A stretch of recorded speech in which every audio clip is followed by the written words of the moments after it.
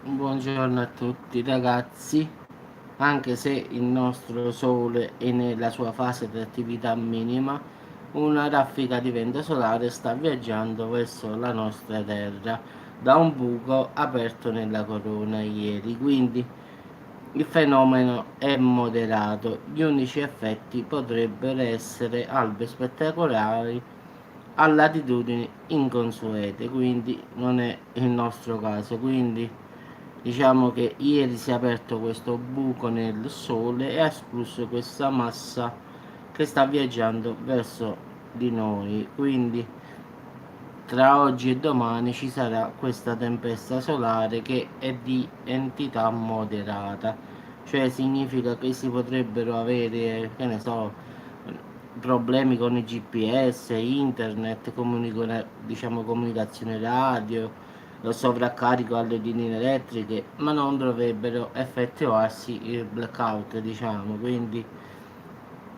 è molto più probabile che il vento solare, interagendo con il campo magnetico terrestre, regali sempre il famoso spettacolo dell'aurora boreale, anche a latitudini di solito inconsuete, al di sotto del circolo polare artico, tipo New York, Alaska. Diciamo che può capitare questo, ma non dovrebbe capitare qualcosa in più. Quindi tra oggi e domani è in arrivo questa tempesta solare, quindi in effetti molti dicono che può capitare che causi terremoti, altri scienziati dicono di no, quindi diciamo che sono sempre pareri discordanti uno dall'altro, quindi uno dice sì, uno dice no, quindi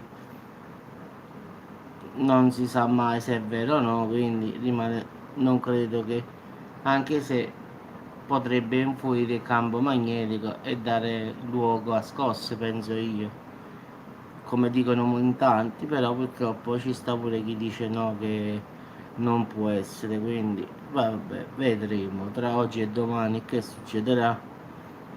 In effetti la tempesta solare sta arrivando, quindi tra oggi e domani arriva, quindi poi vedremo che succederà in questi 2 giorni, se ci saranno terremoti oppure no.